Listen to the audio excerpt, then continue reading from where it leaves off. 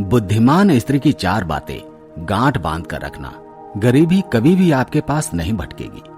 किसी गांव में धनी राम नाम का एक अमीर व्यक्ति रहता था। उसके 4 बेटे थे। चारों बेटों का विवाह हो चुका था। चारों बेटों की जो बहुएं थी, उनमें से सबसे छोटी बहू पढ़ी लिखी और बुद्धिमान थी। छोटी बहू जब से धनी राम के घर आई थी, उसके घर में धन की वर्षा हो रही थी। सचमुच लक्ष्मी के समान थी। उस दिन से ना तो उसके घर में कोई बीमार था और ना किसी तरह का घर में कोई लड़ाई झगड़ा होता था। न कोई धन की हानि होती थी। उसके घर में आने से सुख समृद्धि बढ़ती चली गई। पूरे परिवार में खुशी का माहौल था। अक्सर ये देखा गया है कि इस दुनिया में ऐसे लोगों की कमी नहीं है जो दूसरों को हंसता खेलता खाता पीता नहीं देख सकते। यदि कोई मेहनत और ईमानदारी से अच्छा खा पी रहा है तो उसे नीचा गिराने वाले लोग कम नहीं होते। यही धनी राम के साथ हुआ। उसकी खुशियां पड़ोसियों को हजम नहीं हो पा रही थी। देर रात पड़ोसी इसी बात को सोचकर दुखी रहते थे कि धनी राम इतना धनी कैसे होता जा रहा है। यही सोचकर पड़ोसियों ने धनी राम को एक पुरोहित को भड़का दिया, जिसकी अक्सर धनी राम के घर से जीविका चलती थी। पड़ोसी कहने लगे, पुरोहित जी, जब से धनी राम के घर में उसकी छोटी बहू आई है, तब से उसके धन की दिन रात वृद्धि होती जा रही है। उसके घर में कोई न कोई बीमार पड़ा रहता था। किसी न किसी से लड़ाई झगड़ा होता रहता था। यदि उसके घर में कोई बीमार पड़ता, लड़ाई झगड़ा होता, तो वो झाड़ फूंक के लिए, गृह शांति के लिए आपको बुलाता। आपको कुछ दक्षिणा मिल जाता, पर उसके खुशहाल रहने से आपके लिए तो हानि ही है। उसके सारे मंगल कार्य, पूजा पाठ बिना धन खर्चा किए ही हो जाते हैं। पड़ोसियों की बात धनी राम के कुल पुरोहित को अच्छी तरह से समझ में आ गई थी कि धनी राम इसलिए उन्हें अब नहीं बुलाता कि कुल पुरोहित ने सोचा कि ऐसा कोई काम करना चाहिए जिसके इसके परिवार की शांति भंग हो जाए और ये पूजा पाठ के लिए मुझे अपने घर पर आमंत्रित करे। निश्चय करके वो गांव के बाहर रहने वाले एक सिद्ध महात्मा के पास पहुंच गए। आप मुझे कोई ऐसा उपाय बताओ जिससे धनी राम के घर में अशांति फैल जाए। सिद्ध महात्मा ने ध्यान करके देखा तो पता चला कि मनी राम के घर में अशांति तो आ ही नहीं सकती थी। उसकी एक बहू साक्षात लक्ष्मी है। जब तक वो लक्ष्मी उस घर में रहेगी, तब तक तुम उसका कुछ नहीं बिगाड़ सकते। पुरोहित कहने लगा, तब तो मुझ पर रोजी रोटी का संकट आ जाएगा, क्योंकि कहते हैं कि चोर अपनी चलाता है असावधान व्यक्ति से, वैद्य अपनी चलाता है रोगी से, मतवाली स्त्रियां अपनी जीविका चलाती हैं कामुक पुरुषों से, राजा अपनी जीविका चलाता है लड़ने झगड़ने वाले से, विद्वान अपनी जीविका चलाता है मूर्खों से, पुरोहित अपनी जीविका चलाता है यजमान से। पुरोहित ने कहा, महाराज, कोई ऐसा उपाय बताओ जिससे धनी राम के घर में अशांति फैल जाए। पुरोहित की बात सुनकर महात्मा जी कहने लगे, यदि ऐसी बात है तो एक काम करो। धनी राम की बहू एक बांस की नित्य पूजा करती है। उसी बांस में ही उसकी खुशहाली है। अगर तुम उसके घर जाकर उस बांस को मांग लाओ तो उसके घर में घोर अशांति फैल जाएगी। मित्रों, यह सुनकर पुरोहित खुशी खुशी धनी राम के घर जा पहुंचा। उसने अपनी जरूरत की बात कहकर धनी राम से एक बांस मांगा। धनी राम पुरोहित की बात को भला कहां टाल सकते थे। वो गए और एक बांस उखाड़ लाए। इस बात की खबर छोटी बहू को पता चली कि पुरोहित हमारे घर से एक हरा बांस लिए जा रहे हैं, तो उसने बांस के कुछ हरे पत्ते निकालकर बंधी काली गाय को खिला दिए। पुरोहित बांस लेकर चला गया, मगर फिर भी धनी राम के घर में अशांति नहीं फैली। धीरे धीरे 1 महीना बीत गया। उधर पुरोहित इस इंतजार में बैठे थे कि इसके घर में अशांति, लड़ाई झगड़ा, रोग, बीमार पड़ेंगे, तब ये हमें बुलाकर गृह शांति पूजा पाठ कराएगा। लेकिन बहुत दिन बीत जाने के बाद भी कुछ घटित नहीं हुआ।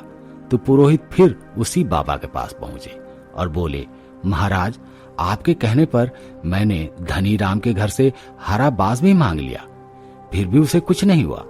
सिद्ध महात्मा बोले, महोदय, इसमें मेरा क्या दोष है? मैं तो तुम्हें पहले ही बता चुका हूं कि उसके घर उसकी छोटी बहू साक्षात लक्ष्मी है। जब तक तुम बांस मांगने गए थे तो उसने बांस के कुछ पत्ते अपनी काली गाय को खिला दिए थे, इसीलिए उसके घर में कुछ नहीं हुआ। सिद्ध महात्मा बोले, महोदय, उसने बांस के हरे पत्ते गाय को खिलाकर तंत्र काट दिया। अब तुम एक काम करो, धनीराम से वो गाय मांग लो जिसको उसने पत्ते खिलाए थे। बाबा के कहने पर पुरोहित फिर धनीराम के घर पहुंच गया और बातें बनाते हुए धनीराम से बोला, मेरी बहू ने एक बेटे को जन्म दिया है। हम लोगों की इतनी हैसियत नहीं कि हम गाय का दूध पिला सके। अगर आप मेहरबानी करके अपनी काली गाय कुछ दिनों के लिए हमें दे दें तो आपकी बड़ी कृपा होगी। धनीराम पुरोहित को खाली हाथ नहीं लौटाना चाहते थे, इसलिए उन्होंने छोटी बहू से जाकर पूछा कि पुरोहित गाय मांगने आए हैं। बहू ने कहा, पिताजी, यदि ऐसी बात है तो गाय पुरोहित को दे दो, लेकिन उससे पहले हमें काम कर लेने दो। इतना कहकर धनीराम की छोटी बहू ने अपने चादर के कुछ धागों को गाय के आंसुओं से भिगो दिए। गाय पुरोहित को दे दी। पुरोहित गाय लेकर चले और मन ही मन बड़े प्रसन्न होने लगे कि अब तो उसके घर में विपत्ति आएगी। जब विपत्ति आएगी तो वो मुझे पूजा पाठ के लिए आमंत्रित करेगा। इसी तरह धीरे धीरे 2 महीने बीत गए, पर धनीराम के घर में अशांति नहीं है। अब तो पुरोहित जी फिर उसी बाबा के पास गए और बोले, महाराज, मैंने तुम्हारे कहने पर धनी नाम के घर से गाय भी मांग ली, फिर भी वो जिंदगी जी रहा है। 2 महीने बीत गए, फिर भी उसके घर में कोई बीमार नहीं पड़ा, ना कोई लड़ाई झगड़ा हुआ। अब हमारी जीविका कैसे चलेगी? सिद्ध महात्मा ने ध्यान देकर देखा और वो समझ गए। उसकी छोटी बहू ने गाय को देने से पहले उसकी गाय के आंसुओं से अपनी चादर के कुछ धागे भिगो लिए थे, इसलिए खुशहाली उसके पास ही रहेगी। अब तुम वो चादर किसी तरह से मांग लो, उसके घर में विपत्ति आ सकती है। महात्मा की बात सुनकर पुरोहित फिर धनीराम के घर पहुंचे। धनीराम से निवेदन किया कि वो अपनी छोटी बहू की चादर मुझे दे दें। मेरी बेटी कीर्तन सुनने दूसरे गांव जा रही है। मेरे पास इतने पैसे नहीं है कि अब मैं अपनी बेटी को एक नई चादर दिला सकूं। धनीराम कहने लगे, महाराज, इसमें कौन सी बड़ी बात है? लो, मैं अभी बहू से चादर मांग कर ले आता हूं। इतना कहकर धनीराम बहू से चादर मांगने गए। बहू बड़ी समझदार थी। उसने चादर देने से पहले वही धागे काट कर निगल लिए जो गाय के आंसुओं से भीगे थे और चादर लाकर पुरोहित को दे दी। चादर लेकर वो अपने घर पहुंचे। धनीराम के घर में विपत्ति आने का इंतजार करने लगे। इंतजार में ही 2 महीने बीत गए, मगर उसे ऐसी कोई खबर सुनने को नहीं मिली। धनीराम के घर में कोई बीमार नहीं पड़ा, कोई झगड़ा नहीं हुआ। पुरोहित जो फिर भागकर महात्मा जी के पास पहुंचे और बोले, महाराज, मैं उस बहू की चादर भी मांग लाया, फिर भी कुछ नहीं हुआ। महात्मा जी ने ध्यान देकर देखा तो कहने लगे, पुरोहित जी, वो बहू बड़ी बुद्धिमान है। उसने गाय के आंसुओं से भीगे हुए चादर के वो धागे तोड़कर निगल लिए। उसकी खुशहाली अब उसके पास ही है। अब तो धनीराम को विपत्ति में डालने का एक ही तरीका है, उसकी छोटी बहू को घर से निकलवा दो, तभी कुछ हो सकता है, वरना नहीं। अब इस विषय में बात करने मेरे पास मत आना, तुम्हें कुछ और नहीं बता सकता। महात्मा जी की बात सुनने के बाद पुरोहित धनीराम के घर गए और सोचने लगे कि धनीराम की छोटी बहू को घर से कैसे निकलवाऊं। धनीराम के घर के सारे लोग उसे बहुत प्यार करते हैं, वो खुद बिना किसी बात के घर से नहीं निकल सकती। तब पुरोहित के मन में एक युक्ति आई। उसने धनीराम से कहा, देखो भाई, यह मानना तुम्हारे हाथ में है। कल रात मैंने एक सपना देखा। मेरे सपने में एक दिव्य पुरुष आकर कह रहा था कि तुम धनीराम के कुल के पुरोहित हो और उसके घर की हानि लाभ, दुख सुख का निवारण तुम ही करते हो। देवदूत ने मुझसे कहा कि धनीराम की छोटी बहू को यदि घर से नहीं निकाला तो उसके घर पर दुखों का पहाड़ टूट पड़ेगा। तुम ये बात धनीराम को जाकर बता देना कि उसकी बहू बहुत ही अभागिन है, उसे घर से निकाल देना ही शुभ है। पुरोहित की बात सुनकर धनीराम चिंता में पड़ गया। उसने तुरंत अपने बेटे को बुलाकर सारी बात बताई। उसकी पत्नी की वजह से हम लोग एक दिन बहुत बड़ी विपत्ति में पड़ जाएंगे, इसलिए तुम अपनी बहू को घर से निकाल दो। उन दोनों की बातें छोटी बहू छुपकर सुन रही थी। छोटी बहू कहने लगी, पिताजी, यदि मेरे कारण इस घर पर विपत्ति आएगी तो मैं स्वयं ही यह घर छोड़कर चली जाती हूँ। इतना कहकर वो घर छोड़कर जाने लगी। पति ने देखा तो वो भी घर छोड़कर अपनी पत्नी के साथ चला गया। वो दोनों जाकर एक शहर में रहने लगे। छोटी बहू के जाने के बाद उस घर में लोग बीमार रहने लगे। पुरोहित झाड़ फूंक करने के नाम पर उनसे धन ऐंठता रहा। इधर व्यापार भी सब थम सा गया। छोटी बहू के जाने के बाद उसकी अन्य बहुएं उस घर की गृहस्थी को संभाल नहीं सकी। दिन पर दिन उनकी हालत बिगड़ती गई। उधर छोटी बहू जिस शहर में रह रही थी, वहां धीरे धीरे छोटा मोटा कारोबार करके धनवान बन गई। कुछ दिन बाद धनीराम को अपनी गलती का एहसास हुआ। उसने सोचा कि पुरोहित की बातों में आकर उसने अपने घर को बर्बाद कर लिया। छोटी बहू को घर से निकालकर वो कंगाल हो गया।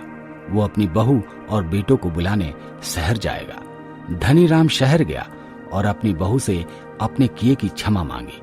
बहू कहने लगी, पिताजी, जब इंसान धन से बढ़ने लगता है तो उससे लाभ उठाने वाले, उसे बर्बाद करने वाले, उससे जलने वाले सलाहकार बहुत मिल जाते हैं और बिन मांगे सलाह देने लगते हैं। यदि मनुष्य बिन मांगे मिलने वाली सलाह में फंस गया तो उसका विनाश होने लगता है। समझदारी इसी में है कि वो सुने सबकी और करे अपने दिल की। दूसरी बात, मनुष्य को हर कार्य के प्रति स्वयं सतर्क और सावधान रहना चाहिए। मनुष्य की स्वयं की गलतियों से ही वो दुखी होता है। यदि वो अपने धन की सुरक्षा नहीं करेगा, लापरवाही करेगा, तो चोर लोग उसका धन चुरा लेंगे। तीसरी बात, अपने कर्म पर विश्वास करना चाहिए। हमें अपने कार्य पर, अपनी योग्यता पर विश्वास है तो आपका कर्म आपको फल देगा। चौथी बात, विपत्ति आने पर पहले ही उसका समाधान कर लेना चाहिए। हर कार्य दूसरों की सलाह पर नहीं छोड़ना चाहिए।